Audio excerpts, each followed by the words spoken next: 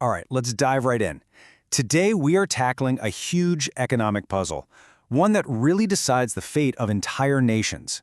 Why do some countries get rich while so many others seem to get, well, stuck? It's a phenomenon with a pretty ominous name, the middle income trap. You've seen this story play out, right? A country pulls itself out of poverty. The economy is booming for years, decades even, and then, boom, it just hits a wall. The engine that was roaring along suddenly stalls. So, what gives? Why do so many of these promising economic journeys just slam into a dead end? You know, the best way to picture this is to think of economic development like a massive mountain climb. That first part of the climb, from the low-income base camp up to the middle-income ridges, it's tough, for sure, but the path is pretty clear. The real danger, the place where expeditions fail, is right here, on this huge, treacherous middle-income plateau where the air gets thin and the trail just seems to vanish. And this plateau, it actually has a name, the middle income trap. The term was officially coined back in 2007 by a couple of World Bank economists, Indermit Gill and Homi Karas, and it perfectly captures this tricky spot where a country is no longer poor enough to compete with cheap wages, but it's not yet advanced enough to compete on cutting-edge technology and innovation. They are literally caught in the middle. So, what does getting caught in this trap actually feel like? Just how hard is this part of the climb really? Well, the numbers are pretty sobering. Get this, since 1990, out of 108 countries that have been stuck in this middle-income zone, only 34 have actually made it to high-income status. And here's the kicker. A lot of those who made it had a huge leg up, like getting into the European Union or, striking a ton of oil. For pretty much everyone else, that path to the summit is incredibly narrow. Okay, so how do countries actually get stuck on this plateau? Let's pop the hood and look at the mechanics of why these once booming economies just stagnate. This table really breaks it down nicely. Look at the two critical phases of the climb. See that growth driver column? Getting to the middle is all about using cheap labor and basically copying technology from other, more advanced countries. But to make that next big leap, you have to completely change your strategy. It's all about genuine innovation and massive boosts in productivity. The old playbook just doesn't work anymore. And this right here, this is the absolute heart of the problem.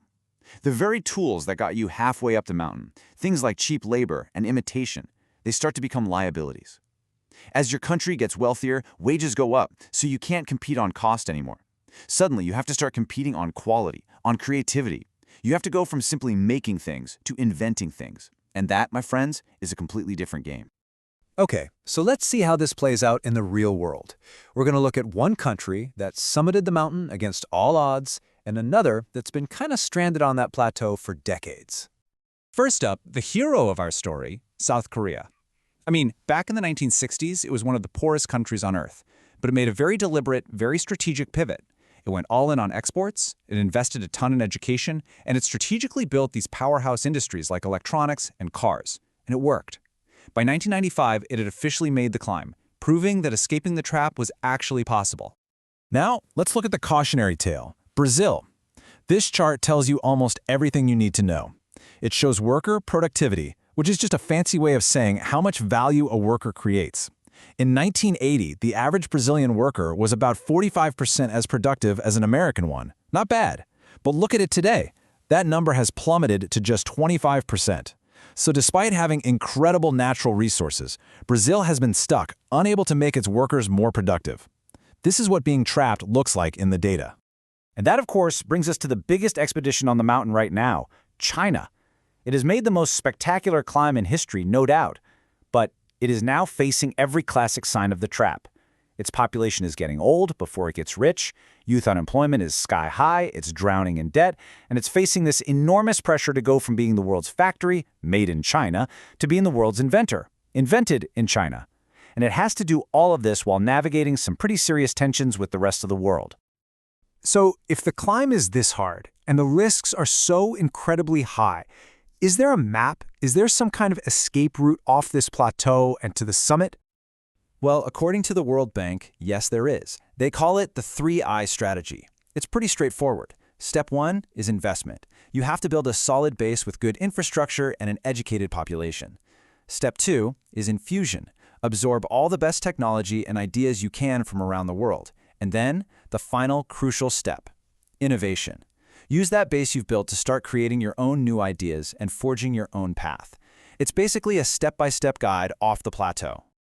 But wait, here's a fascinating twist in the story. What if this treacherous plateau, this trap we've spent all this time talking about, isn't actually real? Yeah, there are actually a number of really smart economists who are skeptical of the whole idea. They argue that, look, it's totally normal for growth to slow down as countries get richer. It's just a statistical pattern, not some special trap. They also point out that the definition is kind of fuzzy, and the income goalposts for what counts as rich are always moving. For them, it's a catchy phrase, but it's not some iron law of economics. This skepticism leads to a really powerful alternative theory. Maybe it's not an economic trap at all, maybe it's a political one. The argument goes something like this. We know what policies are needed to keep climbing. Better education, more research, stronger institutions. The problem isn't that we don't have the map, it's that the powerful groups who got rich from the old, easy growth model will fight tooth and nail to block the reforms needed for the next, harder phase of growth. So why does this whole debate, trap, myth, political problem, whatever, matter so much? Because the answer affects an almost unimaginable number of people. A staggering 75%, 3 out of every 4 people on this planet, live in a middle-income country. Their future is literally what's at stake. And get this, you might think that most of the world's poorest people live in the poorest countries, right? Wrong. Over 60% of people living in extreme poverty are in these same middle-income nations. Helping these countries escape the trap is the single biggest key to ending global poverty, period. And it's not just about poverty. Altogether, these nations account for 40% of all global economic activity. So whether their economies get stuck or manage to break through, that's going to send shockwaves that affect supply chains, inflation, and jobs absolutely everywhere. In a very real way, their climb is our climb. Which leaves us with the final and most critical question of all. The economic map seems to exist. We have role models like South Korea and clear strategies like the World Bank's 3 Eyes.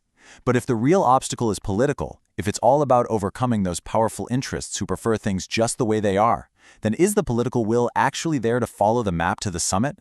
That's the billion-person question that will define the 21st century.